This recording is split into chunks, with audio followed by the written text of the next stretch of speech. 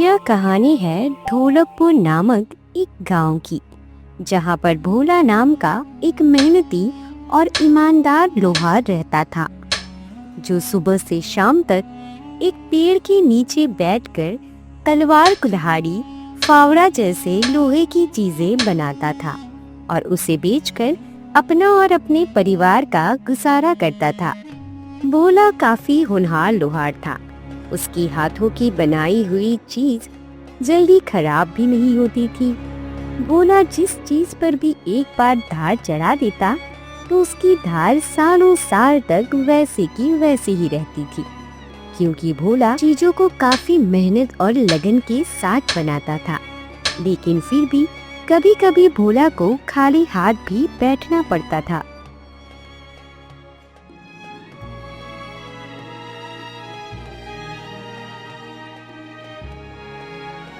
सुबह को दुकान आया था, अब तो शाम भी होने वाली है, लेकिन अभी तक दुकान पर कोई ग्राहक नहीं आया जिसका कोई लोहे का सामान बनाकर 2-4 पैसे की कमाई हो जाए। अब मैं अपने घर में राशन का सामान कैसे ले जाऊंगा? भोला ऐसा सोच ही रहा था, तभी उधर से भोला का और एक लोहार साथी उसके जले हुए शरीर पर नमक छिड़कने आ जाता है। क्या हुआ भोला, तुम ऐसे उदास और खाली हाथ क्यों बैठे हो? क्या तुम्हारे पास अभी कोई काम नहीं है क्या? नहीं रमेश भाई, अभी मेरे पास कोई काम नहीं है। सुबह को दुकान आया था, अब तो शाम भी होने वाली है, लेकिन अभी तक दुकान पर एक भी ग्राहक नहीं आया, इसलिए आज खाली हाथ बैठा हूँ। ये कैसी बातें कर रहे हो भाई? तुम तो इतने होनहार लोहार हो, फिर भी तुम्हारे पास काम नहीं आ रहा। ये तो बड़े ही शर्म की बात है भाई। क्या करे रमेश भाई, ये सब तो समय का पहिया है। जब समय अच्छा चलता है तब काम और ग्राहक दोनों का लाइन लग जाता है, और जब समय खराब चलता है तो खाली हाथ भी बैठना पड़ता है। क्या करे, ये सब ऊपर वाले के हाथ में है। रुलाने वाला भी वही और हंसाने वाला भी वही। हाँ, तुम्हारी बात भी सही है। खैर, मैंने तुम्हें खाली हाथ बैठा देखा तो तुमसे बातें करने चल आया, लेकिन अब चलता हूँ। मेरे पास तो बहुत सारा काम है। पता नहीं तुम्हारे पास ही ग्राहक क्यों नहीं आ रहे हैं। ऐसा बोलकर रमेश भोले का मजाक उड़ाकर वहाँ से चला जाता है, लेकिन भोला उसे कुछ नहीं कहता। वह चुपचाप अपनी दुकान पर बैठा रहा। थोड़ी देर बाद भोले की दुकान पर एक बूढ़ी महिला आती है और भोला से कहती है, बेटा, क्या तुम मेरे लिए एक चिमटा बना दोगे? मैं जब जब रोटी बनाने जाती हूँ तब तब मेरा हाथ जल जाता है। यदि तुम मेरे लिए भी एक चिमटा बना दोगे तो मैं तुम्हारा यह एहसान कभी नहीं भूलूंगी बेटा। हाँ दादी माँ, क्यों नहीं, मेरा तो काम ही है लोहे की चीजें बनाना। लेकिन बेटा, मेरे पास इतना पैसा तो नहीं है। मेरे पास बस 10 रुपए ही है। क्या तुम मेरे लिए एक चिमटा बना दोगे? कोई बात नहीं दादी माँ, आप कल आइएगा, मैं आपके लिए एक अच्छा सा चिमटा बना के रख दूंगा और आपसे कोई पैसा भी नहीं लूंगा। आप भी तो मेरे दादी के समान ही तो हो। तुम्हारा बहुत बहुत धन्यवाद बेटा। मैं कल दोबारा आऊंगी और तुमसे अपना चिमटा ले जाऊंगी। तुम बना के रख देना। हाँ,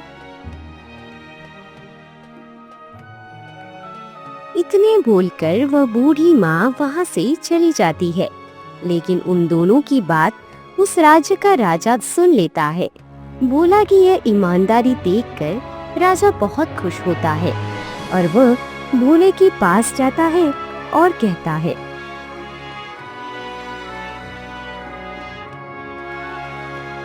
भोला, मुझे एक तलवार की जरूरत है। क्या तुम मेरे लिए एक तेज धार वाली तलवार बना दोगे? महाराज, यदि आपको तलवार की ही जरूरत थी तो आप कोई सैनिक भेज देते या फिर आप हमें ही राजमहल बुला लेते। आपको इतना कष्ट करने की क्या जरूरत थी महाराज? नहीं भोला, ऐसी कोई बात नहीं है। दरअसल मैं अपने राज्य के भ्रमण के लिए निकला था और मुझे एक तलवार की भी जरूरत थी, इसलिए मैंने सोचा कि तुम्हें तलवार बनाने का ऑर्डर भी देता चलूं। लेकिन महाराज, इस राज्य में तो मुझसे भी कई गुना होनहार लोहार है, फिर आप उनसे अपनी तलवार बनाने की बजाय अब मुझ जैसे गरीब से अपनी तलवार क्यों बना रहे हैं? नहीं भोला, मेरे नजर में तो तुमसे अच्छा तलवार बनाने वाला कोई नहीं है। और रही बात गरीबी की, तो हाँ, मैं माना कि तुम धन दौलत से गरीब हो सकते हो, लेकिन तुम दिल के काफी अमीर हो भोला। और इस दुनिया में असली धनवान वही है जिसका दिल बड़ा है, और तुम्हारा दिल काफी बड़ा है भोला। तुम जितनी जल्दी हो सके मेरे लिए एक तेज धार वाली तलवार बना दो। जी महाराज, आप निश्चिंत रहिए, मैं आपके लिए एक अच्छा सा तेज धार वाली तलवार बना के रख दूंगा। भोले की हाँ कहने पर राजा उसकी तरफ एक पोटली बढ़ाते हैं जिसमें बहुत सारे सोने के सिक्के होते हैं। ये लो भोला, मेरा बनाने वाला तलवार का कीमत। मैं कुछ दिन बाद तुमसे अपना ये तलवार लेने आऊंगा। ये क्या है महाराज? इसमें बहुत सारे सोने के सिक्के हैं। यदि तुम्हारा तलवार का मूल्य इससे भी ज्यादा हो रहा है तो मैं और सोने के सिक्के बढ़ा देता हूँ। महाराज, मैंने तो अभी तक आपका तलवार बनाना शुरू भी नहीं किए हैं, तो फिर आप उसका कीमत मुझे क्यों दे रहे हैं? रख लो भोला, ये पैसे तुम्हारे घर में राशन लाने के काम आएगा, और आज तो तुम्हारा बोनी भी नहीं हुआ है। राजा भोला को पैसे देकर वहाँ से चले जाते हैं। अब मुझे महाराज का तलवार जल्द से जल्द रेडी करके देना होगा, क्योंकि उसका कीमत मुझे मिल चुका है। अब मैं इन पैसों से घर के लिए ढेर सारा राशन का सामान लेकर जाऊंगा। जिसके बाद भोला उन सारे सोने के सिक्के को बेचकर उन पैसों से घर के लिए ढेर सारा राशन का सामान खरीदकर अपने घर ले जाता है। ये लो कविता, घर के लिए राशन का सामान। आपको इतने पैसे कहाँ से मिले जी? आप तो कह रहे थे कि आपकी 2 दिन से दुकान पर बोनी भी नहीं हुई है, तो फिर इतना सारा राशन का सामान खरीदने के पैसे कहाँ से आए जी? कविता के कहने पर भोला उसे राजा के बारे में सब कुछ बताता है। यह तो बहुत ही अच्छी बात है, लेकिन आप महाराज का तलवार जल्दी से बनाकर दे दीजिएगा, क्योंकि महाराज ने आप पर भरोसा करके तलवार की कीमत आपको पहले ही दे दी है। तो आपका भी फर्ज बनता है कि जितना जल्दी हो सके महाराज की तलवार बनाकर उनको दे दो। हाँ कविता, तुम सही कह रहे हो। महाराज ने हमारी मजबूरी को समझा और हमारे जरूरत के टाइम पे हमारी मदद की। अगले दिन भोला अपनी दुकान पर जाकर राजा की तलवार बनाना शुरू कर देता है।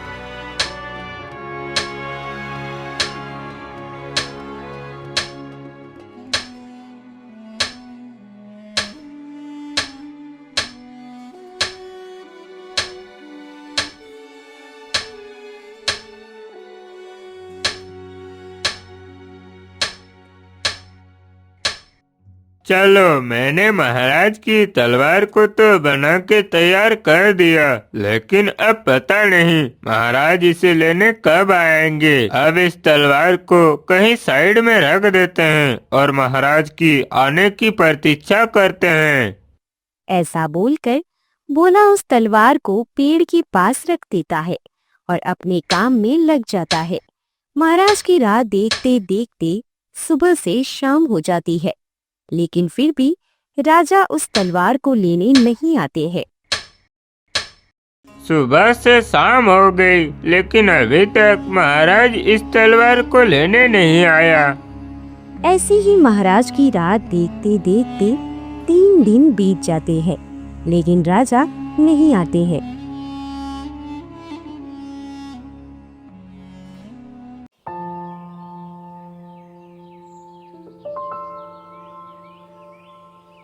पता नहीं महाराज अपनी तलवार को लेने कब आएंगे। आखिर में कितने दिनों तक उसकी ये अमानत को संभाल कर रखूंगा। भोला ऐसा सोच ही रहा था कि तभी एक ग्राहक आकर भोला से कहता है, अरे ओ भाई, क्या तुम्हारा ही नाम भोला है? हाँ भाई, मैं ही हूँ भोला लोहार। बताओ आपको मुझसे क्या काम है। दरअसल भोला, मुझे एक तेज धार वाली तलवार की सख्त जरूरत थी। क्या तुम मुझे एक अभी तलवार दे सकते हो? माफ करना भाई, मेरे पास अभी बनाया हुआ तलवार तो नहीं है। यदि तुम मुझे समय दोगे तो मैं तुम्हारे लिए तलवार बना के रख देंगे। भोला ग्राहक से बातें कर ही रहा था, तभी ग्राहक की नजर भोला की बनाई हुई तलवार की तरफ पड़ती है, जिसे भोला ने राजा धर्मवीर के लिए बनाए थे। भोला, तुम्हारे पास तलवार मौजूद तो है, फिर तुम मुझसे झूठ क्यों बोल रहे हो कि तुम्हारे पास कोई बनाया हुआ तलवार नहीं है? भाई, ये तलवार किसी और की अमानत है और इसकी कीमत मुझे मिल चुकी है, इसलिए मैं आपको ये तलवार नहीं दे सकता। भोला, उस आदमी ने तुम्हें इस तलवार के बदले जितनी कीमत दी है, मैं उसकी 4 गुनी कीमत तुम्हें देता हूँ। तुम ये तलवार मुझे दे दो। भाई, मैंने आपको बता तो दिया कि ये तलवार बिक चुका है और ये किसी और की अमानत है। यदि आप मुझे इसकी मुंह मांगी भी कीमत दीजिएगा तो भी मैं आपको ये तलवार नहीं दे सकता। ठीक है, मत दो मुझे ये तलवार। मुझे नहीं चाहिए तुम्हारा ये सड़ा हुआ तलवार। बहुत देखे हैं तुम्हारे जैसे 2 कुड़ी का लोहार। जिसके बाद वह आदमी भोला को भला बुरा कहकर वहाँ से चला जाता है।